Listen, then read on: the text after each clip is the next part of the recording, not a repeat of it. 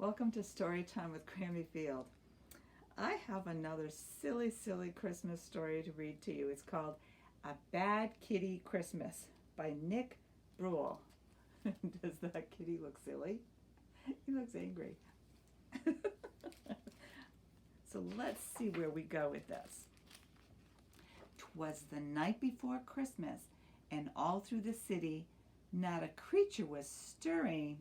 Blam, crash, kaboom! Somebody was stirring. Except for Bad Kitty. A Bad Kitty Christmas. Duh. That's how it all starts.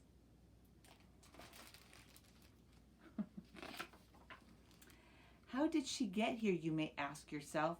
It's a very long story. I'll tell it myself. First thing this morning, I woke to a clatter. I ran down the stairs and asked, "What's the matter?"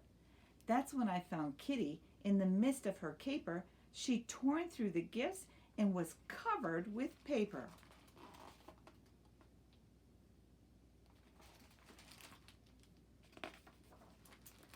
The angel was ambushed.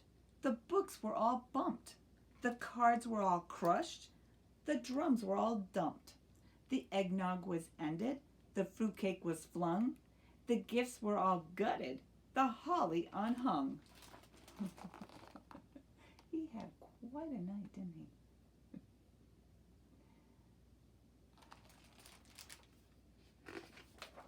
Oh no. The icicles injured. The jingle bells jumped. Kris Kringled was kicked. The lights were all lumped. The manger was mauled, the nutcracker nailed, the ornaments ousted, the poinsettia paled.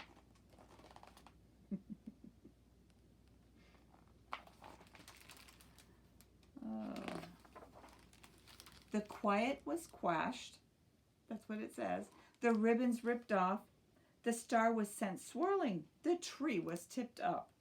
The unicorn uglied. Vixen was vexed. The wreath looked just wretched. The xylophone exed.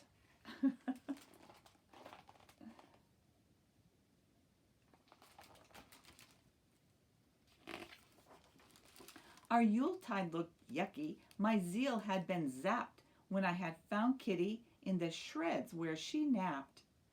Oh, Kitty, bad Kitty, I'm filled with distress. You've ruined our Christmas. Just look at this mess. All of these presents, these were for you. Why did you do it? And Kitty said, meow. Though there were presents and bundles and boxes galore, Kitty was angry. She wanted more. She wanted, let's see, look at that mess. What do you think she wanted? Let's find out. She wanted an ape and a bear and a oh no, I don't even know how to say that. Cormorant dish, a duck and an eagle baked with a fish, a gecko, a horse, and an ibis and jackal, a kiwi and a lion in a soup with a mackerel, a narwhal and owl and a penguin on rye, a quetzal, a rabbit, and a seahorse in pie, a toad, an urchin, a vole, and a whale, a xeris and yak fried with zebra tail.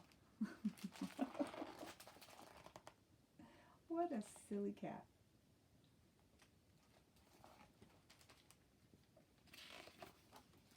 That does it. I've had it. Just look at this place. I don't care if you're mad, Kitty. You're a disgrace. I've never known someone so selfish and greedy. 'Tis the season, you know, to give to the needy. I'd better start cleaning. What will you do? Do you feel like helping? And Kitty said, meow.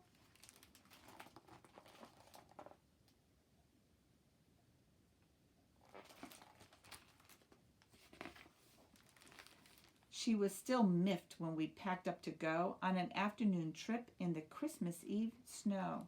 As we left for the city to see Uncle Murray, the window was open, and she left in a hurry.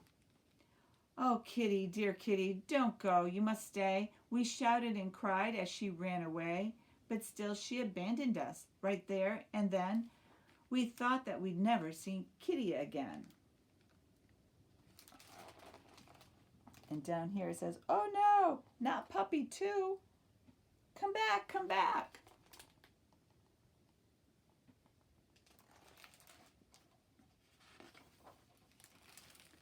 'Twas the night before Christmas, and out on the street I saw a little black cat with little wet feet.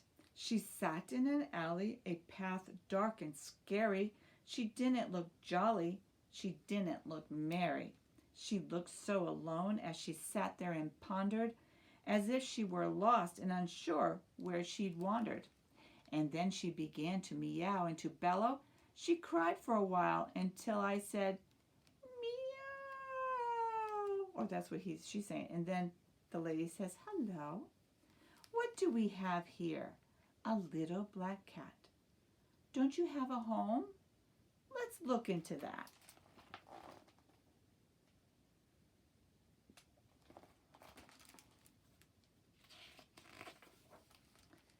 "There, there, little cat. It'll be all right. You shouldn't be out on this cold wintry night. I'll take you upstairs to dry off your fur. Would you like some food?"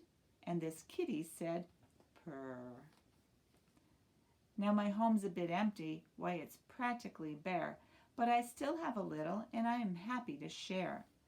I draped a clean towel to dry off her back and set down a plate with a small tasty snack.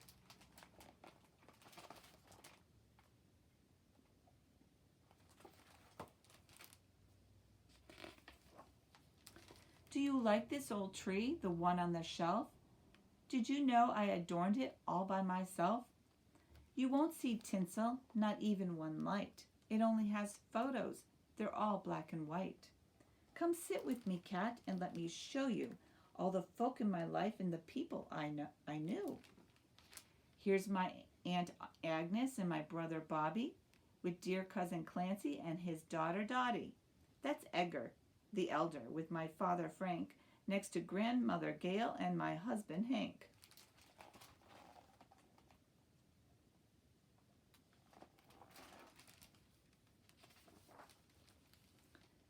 "These are my in-laws, Ike and Iolana, with their two juveniles, John and Johanna. They each had a kid, Kendra and Ken, and the lineage goes on with Landra and Len. That's Quinn in the quilt, a family heirloom. He's related to Robert, who hails from Cardham.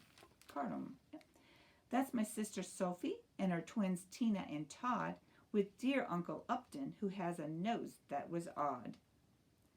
That's Vasha, my friend in I can't pronounce that, Afrikaans. She's Walter's wife, and he is my son." Lots of relatives there.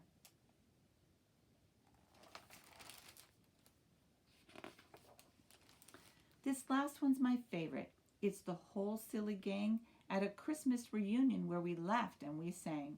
We met in New York near the end of December. I wrote on the picture so I'd always remember. On here it says Christmas 1962. We're spending our Yule at the Central Park Zoo. There's the big picture that she's talking about. This cat looked entranced while I patted her fur as she stared at each picture there before her. You should know, cat, that I'm still quite content with only this tree that looks slightly bent. I may not have jewels or a car or a yacht, but I still have my memories, and that's quite a lot.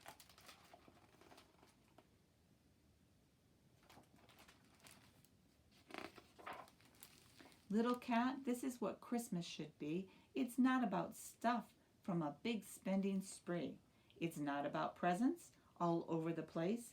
It's not about food or stuffing your face. Like Hanukkah, Kwanzaa, and Eid, you see, Christmas is all about family. Home's where the heart is, that's what they say.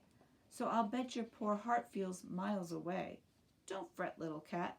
Wipe off that tear. If we can't find your home, then you can stay here. But I could tell she was homesick. She wanted more. And that's when we heard a scratch at the door. Can you see down here? It's in black or white, so you might not. Do you see a little doggy?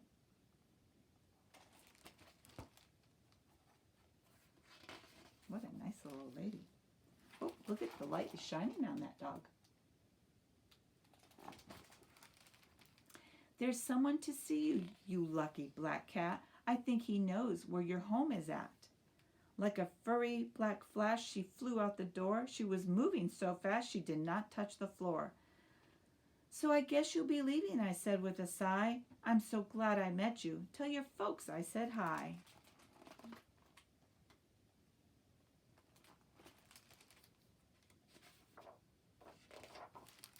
So I sat in my chair and I put my tree in my lap and settled myself for a long winter's nap. I was happy to know she had a home of her own. Too bad I'd be spending my Christmas alone. But just as I started to slumber and snore, again I heard scratching at my front door. This cat had come back like she had something to do. What do you want? And Kitty said, meow too.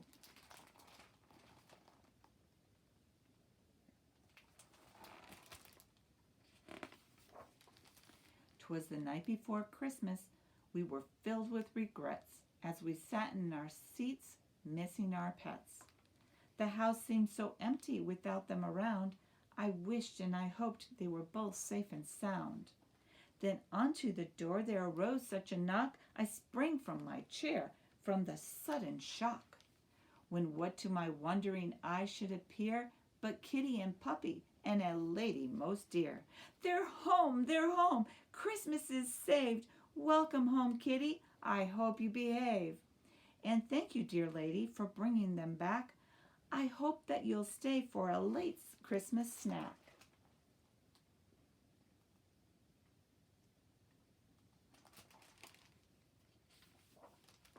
And she did, don't you know? In fact, she moved in. Some friends are like family, and she became kin. Up there is her photo. It's high on the tree, wrapped snug in the branches for all to see. And there's her picture. So Kitty is home now. I think that she'll stay. She's gone off to bed to end this long day. The story is over now that everything's right. Merry Christmas to all.